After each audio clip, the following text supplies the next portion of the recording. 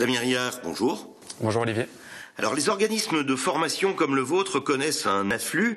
Est-ce que c'est le chômage et la mondialisation qui poussent ainsi les gens vers vous? Mondialisation, certainement.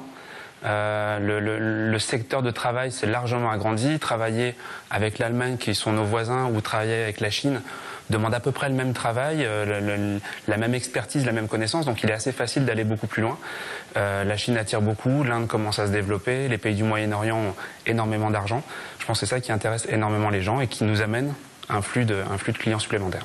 Alors vous avez évoqué l'Allemagne depuis des années maintenant. Le rectorat et les collectivités régionales insistent sur l'importance de l'apprentissage de l'allemand dans notre région. C'est une mine d'or pour vous? Mine d'or, non, je n'irai pas jusque-là. Ça va dépendre un petit peu des fonctions, un petit peu des postes. C'est vrai que ceux qui ont besoin de travailler, les frontaliers, qui ont besoin de travailler en Allemagne, ont évidemment besoin de l'allemand. Maintenant, pour ce qui est de faire des affaires avec l'Allemagne, c'est pas mon point de vue. Je pense que la plupart des Allemands dans le monde des affaires parlent très bien anglais, mieux que la plupart des Français. Donc on peut tout à fait se retrouver sur un terrain d'entente qui est l'anglais, langue internationale. Par contre, culturellement, il peut être intéressant de mieux connaître la culture allemande pour aller travailler avec non pas nos voisins proches, mais les voisins de l'autre bout de l'Allemagne qui ont une expérience, une culture un petit peu différente.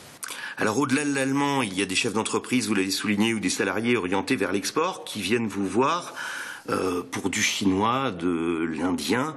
Et quelles sont dans leur cas les langues les plus demandées? Ça reste très classique. Aujourd'hui, la plus grosse demande reste l'anglais. Dans un deuxième temps, on a le français et l'allemand qui sont deux langues qu'on développe beaucoup. L'allemand pour ce qu'on a dit juste avant, pour nos voisins frontaliers. Le français parce qu'on a de plus en plus de gens qui sont des expatriés étrangers qui viennent s'installer en France avec les grandes entreprises qu'on connaît en local, comme General Motors par exemple, qui vont avoir une famille qui va venir directement. Et donc dans ce cas-là, il faut former ce nouvel arrivant et sa famille aux Français pour qu'ils puissent non seulement travailler, puis s'intégrer en même temps. Derrière... Si j'ai bien compris aussi ce que vous disiez avant, c'est que il n'est pas toujours utile d'apprendre la langue du pays où on souhaite travailler ou exporter. Il vaut mieux connaître sa culture et s'exprimer en anglais. Sur des besoins précis, sur des missions qu'on va avoir, partir à l'étranger pour aller négocier un contrat avec un interlocuteur étranger, il est plus intéressant de comprendre la culture de la personne qu'on va avoir en face de soi que de connaître parfaitement sa langue sur le bout des doigts. Notre interlocuteur, dans 90% des cas, va aussi devoir parler une autre langue, l'anglais par exemple.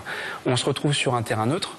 Au lieu d'être sur son terrain dans la maîtrise de sa langue, que je ne maîtrise évidemment pas aussi bien que lui, on va plutôt se retrouver sur une langue commune, l'anglais, le français, une autre. Par contre, connaître sa culture, connaître ses habitudes, connaître les coutumes qui sont nécessaires avant de démarrer un entretien. On ne démarre pas un entretien, une réunion de travail de la même manière avec des Français, avec des Allemands ou avec des Chinois qui ont des process, des protocoles, des us et coutumes différentes. Et est-ce que les organismes de formation comme le vôtre se sont adaptés à cet état de fait? Vous êtes également des formateurs en culture avant d'être des formateurs en langue maintenant? De plus en plus. Il y a bien sûr besoin d'une base sur les langues. On parlait de l'anglais, on parlait de l'allemand, qui vont être nécessaires au moins pour commencer à travailler ensemble. Mais de plus en plus, en effet, on évolue vers cette formation culturelle qui va être de plus en plus nécessaire. Damien Riard, merci. Merci beaucoup.